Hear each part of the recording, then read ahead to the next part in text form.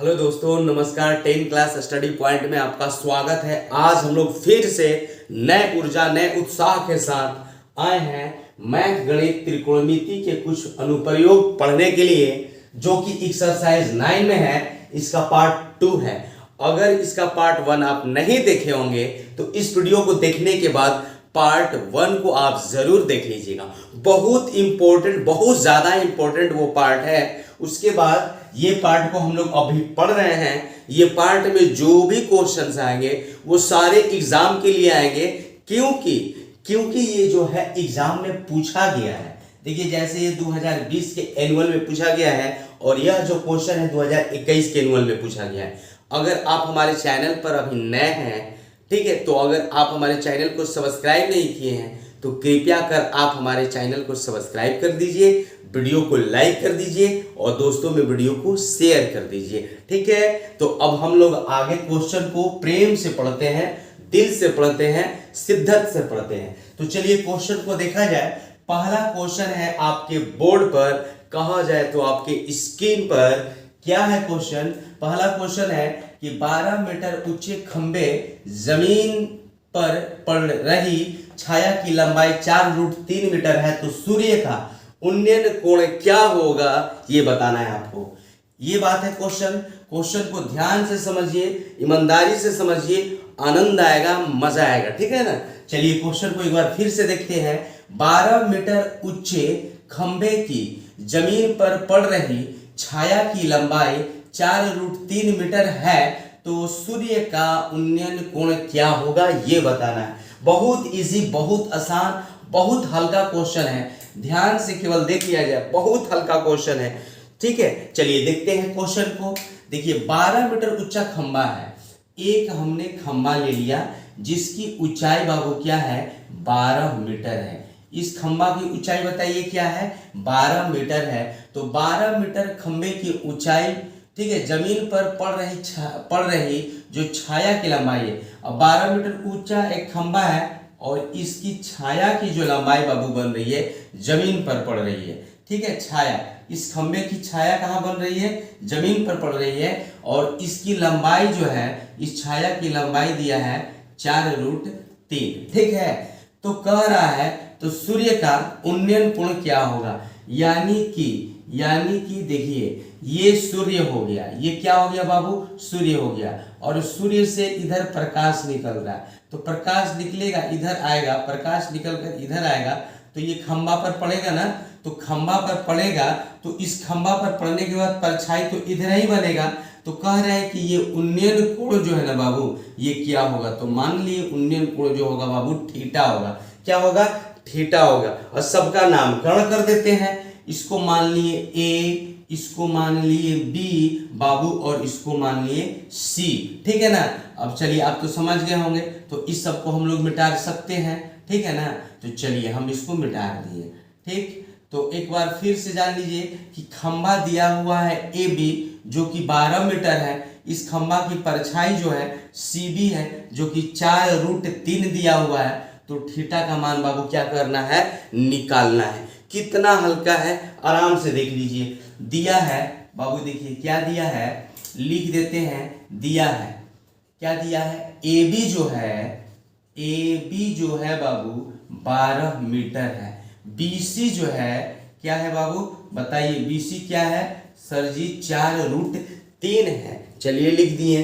ठीक है, क्या निकालना है बाबू, तो थीटा का मान सर क्या करना है, निकालना है। अब ये बताइए, अब आपको ये बताना है बाबू कि जब लंब दिया हुआ रहता है और साथ ही साथ आधार रहता है, तो ये दोनों को कंपैरिजन कराने के लिए कौन सा सूत्र लगता है।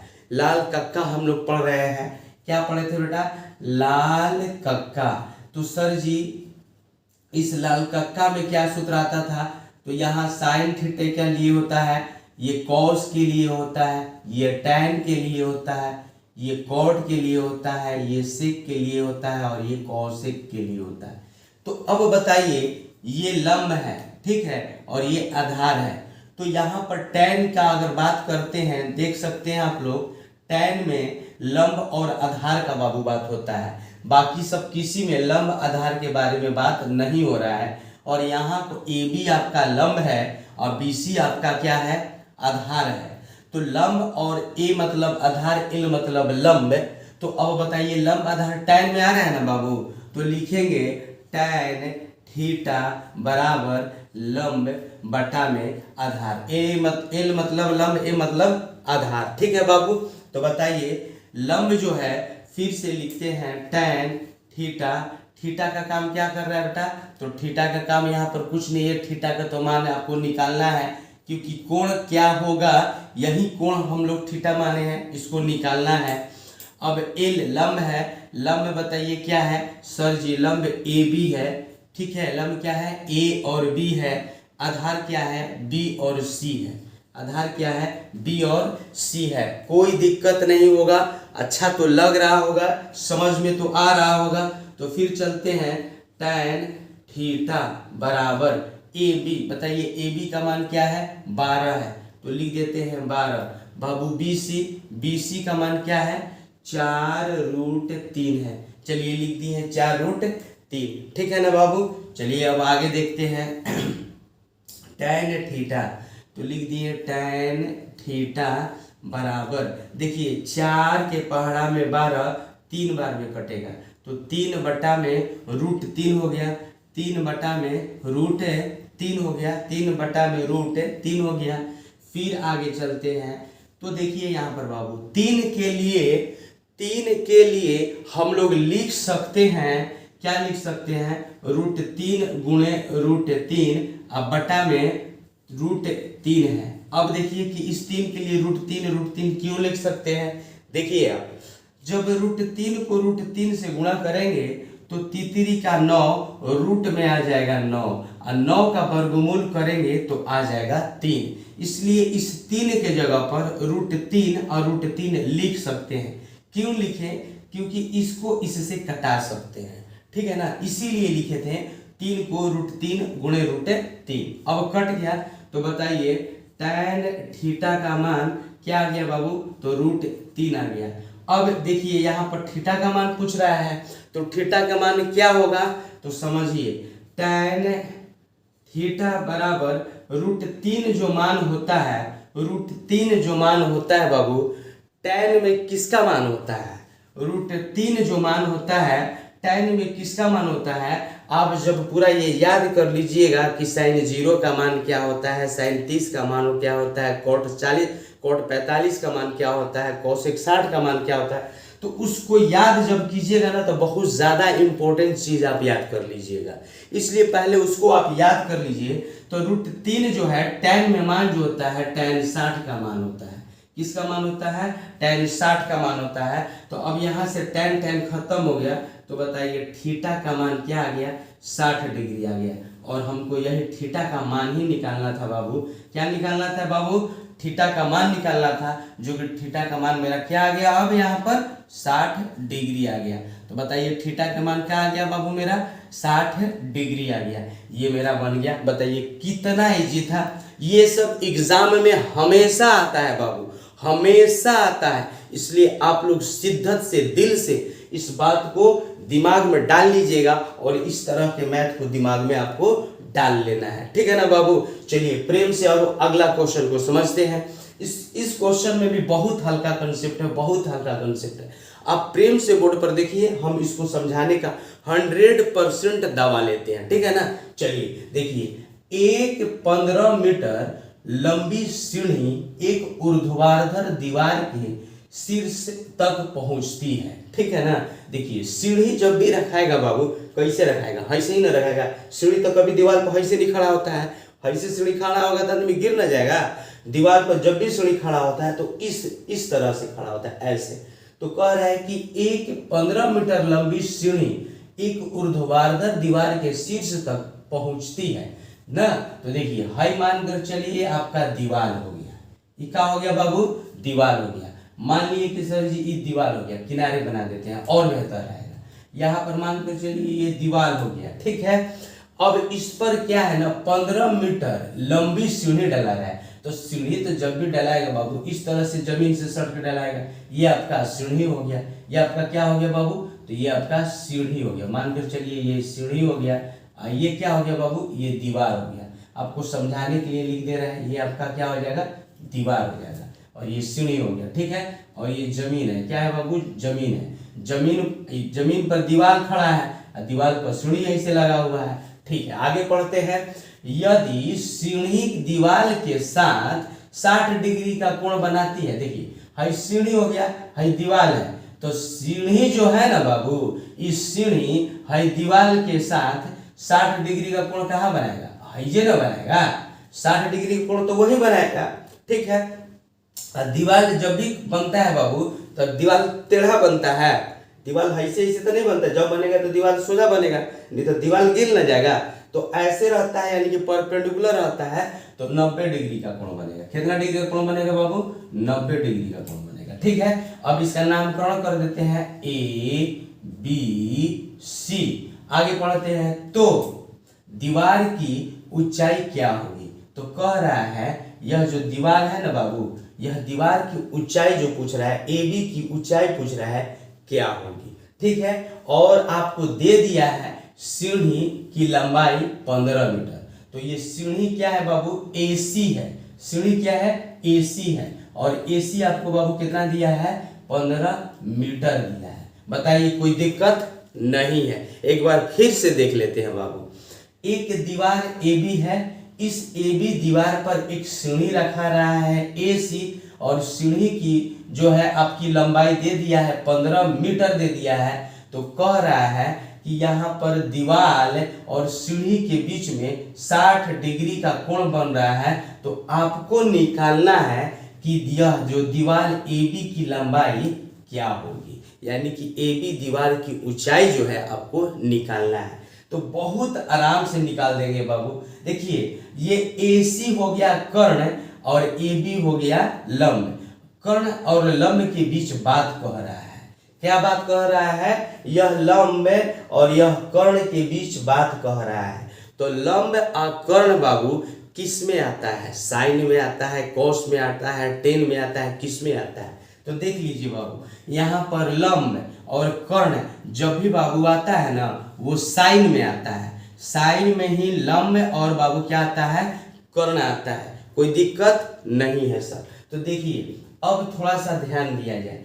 थीटा का मान 60 डिग्री यहाँ है, तो ये थीटा 60 डिग्री नहीं लगेगा, क्योंकि जब लंब आपका AB है, जब लंब आपका AB है तो थीटा यहाँ वाला काम करेगा, ठीक है। अभी यहाँ वाला थीटा भैया मालूम ही नहीं है, तो वहां वाला थीटा निकलेगा कैसे, कैसे निकलेगा वहां वाला थीटा। तो पहले यहाँ वाला थीटा हम निकालेंगे, तभी ना उस थीटा का यूज करके हम लोग लंब और आपका ये कर्ण का काम करते हुए इसकी ऊंचाई दीवार का निकाल पाएंगे, ठीक है ना। तो यहाँ कैसे निकलेगा, तो थोड़ा सा ध्यान दिया जाए। देखिए हम लोग जानते हैं कि त्रिभुज के तीनों कोणों का मान 180 डिग्री होता है, हम लोग जानते हैं ना। तो थोड़ा सा एक थीटा का मान, C का मान निकालने के लिए काम करते हैं। लिखेंगे हम जानते हैं कि त्रिभुज के, ठीक है, दीवार हटा दिए,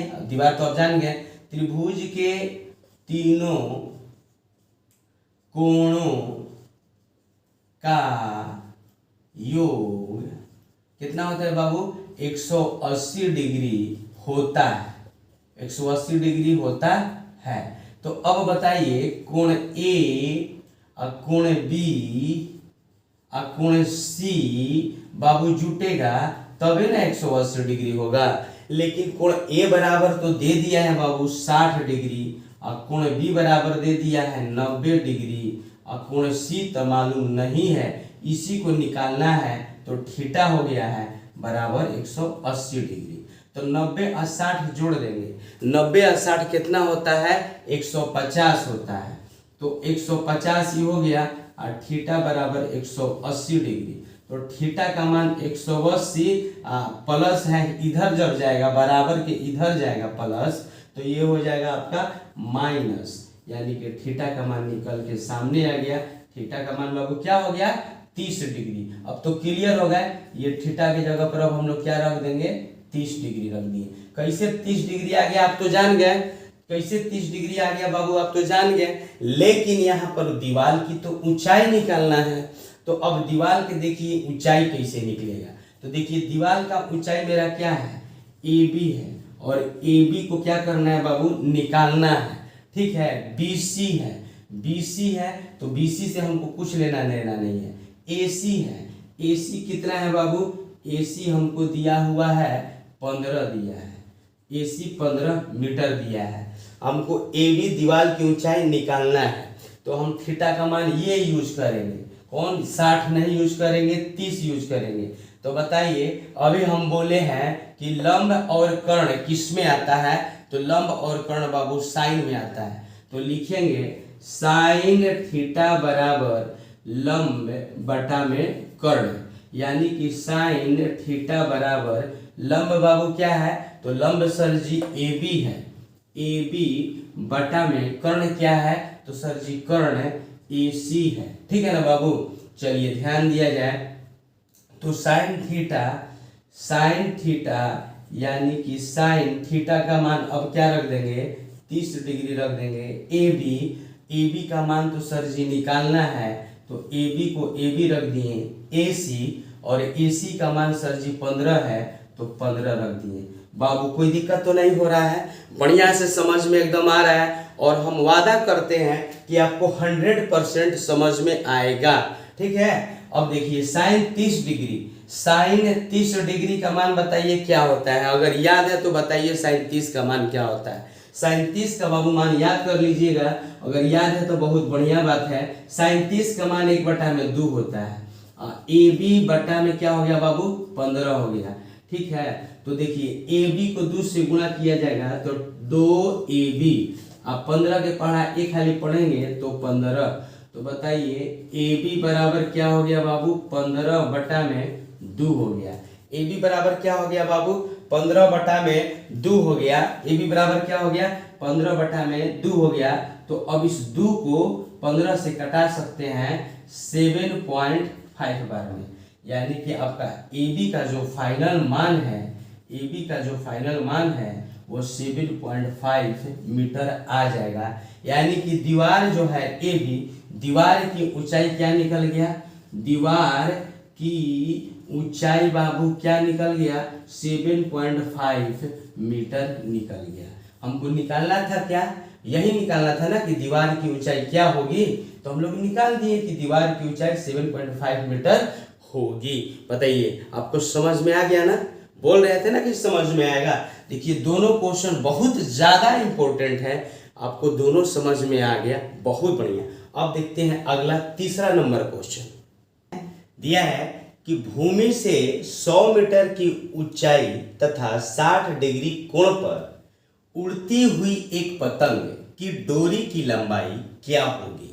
भूमि से 100 मीटर की ऊंचाई तक 60 डिग्री कोण पर उड़ती हुई एक पतंग की डोरी की लंबाई क्या होगी। तो देखिए मानकर चलिए ये भूमि है, और इस भूमि के 100 मीटर ऊंचा यहाँ तक, यहाँ पर क्या पतंग उड़ रहा है।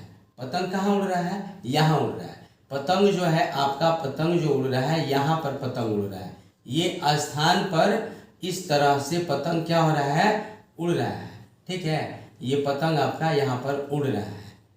तो कह रहा है यहाँ पर पतंग उड़ रहा है, अर्थात पतंग की जो ऊंचाई है वो 100 मीटर है। पतंग की ऊंचाई क्या है, 100 मीटर है। तो बताना है कि कोण जो बन रहा है वहां पर उड़ती हुई एक पतंग की डोरी की लंबाई क्या होगा। यहाँ पर 60 डिग्री का कोण क्या हो रहा है, बन रहा है। कितना डिग्री का कोण बन रहा है, 60 डिग्री का कोण बन रहा है।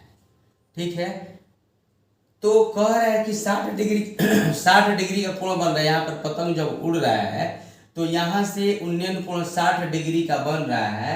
तो बताना है कि इसमें पतंग की जो ये डोरी है, डोरी ABC, AC जो डोरी है, इस डोरी की लंबाई क्या होगी।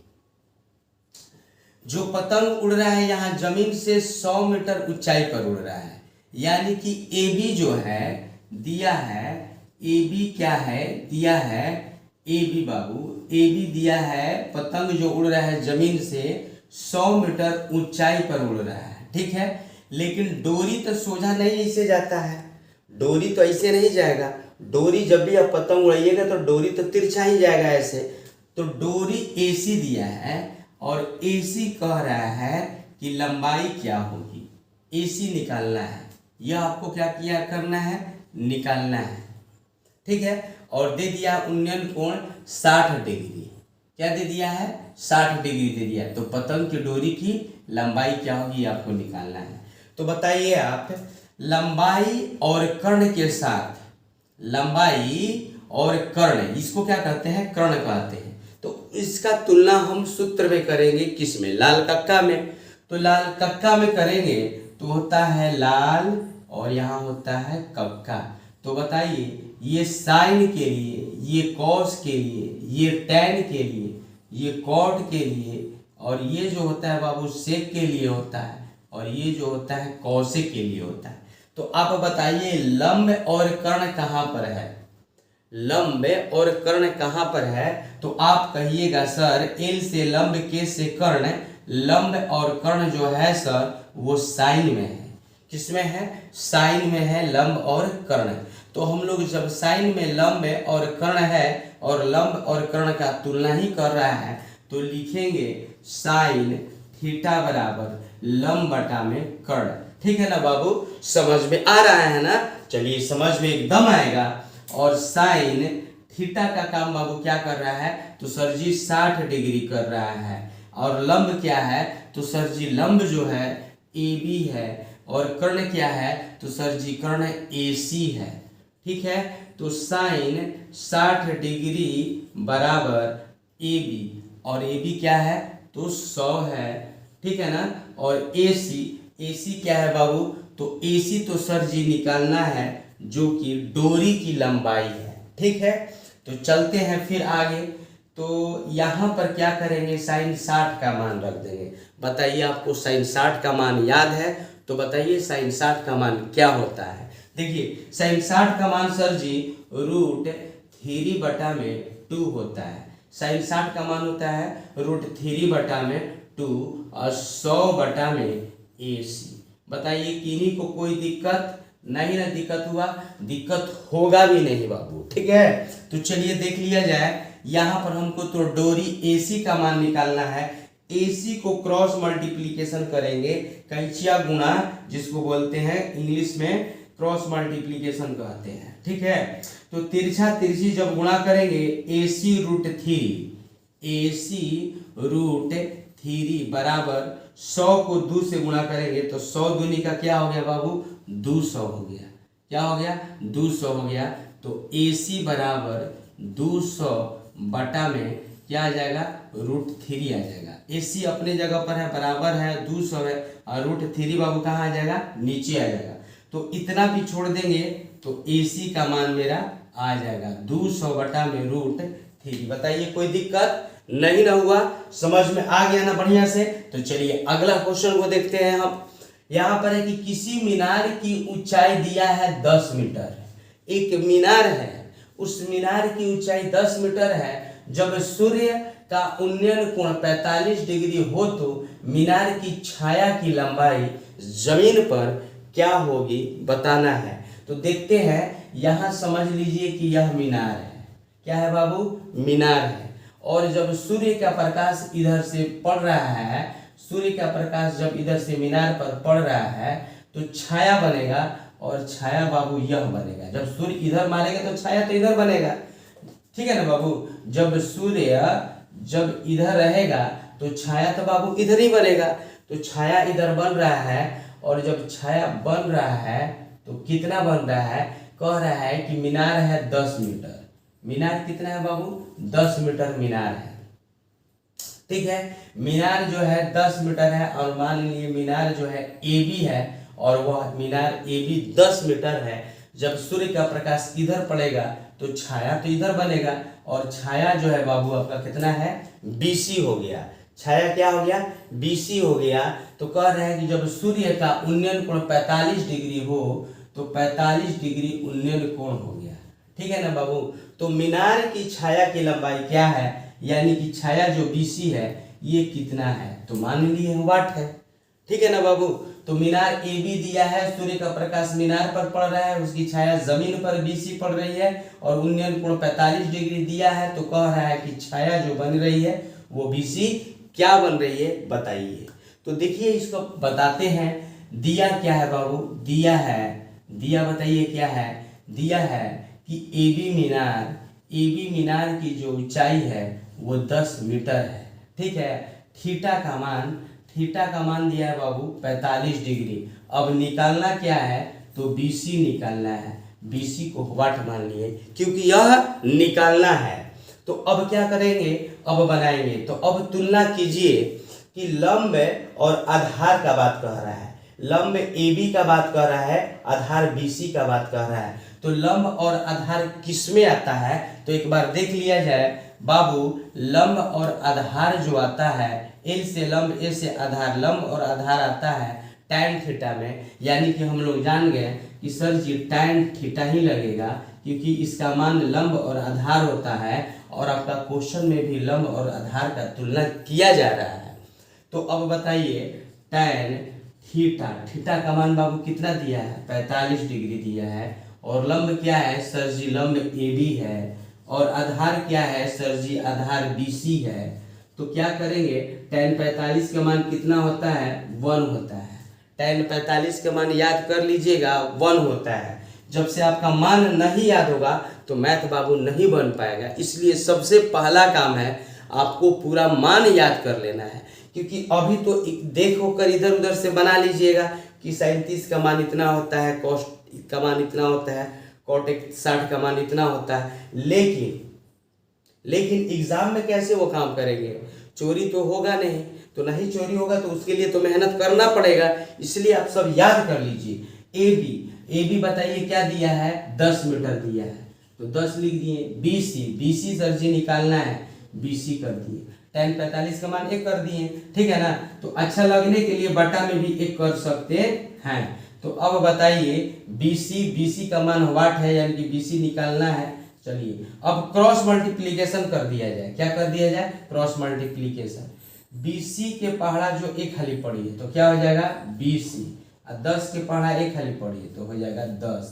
आपका बीसी मान निकल गया 10 मीटर। बीसी क्या निकल गया बाबू, 10 मीटर। यानी कि जमीन पर छाया की लंबाई क्या हो गई, जमीन पर छाया का जो लंबाई हो गया, छाया की लंबाई जो हो गई बाबू क्या हो गई, जमीन पर छाया की लंबाई हो गई 10 मीटर। यही क्या हो जाएगा, आंसर हो जाएगा। बताइए हम लोग क्वेश्चन जो पढ़े, इंपॉर्टेंट क्वेश्चन पढ़े जो कि है, और यह भी क्वेश्चन जान जाइए आपको आया हुआ है 2020 में आया हुआ है एनुअल में, लेकिन ये सेकेंड पारी में आया है।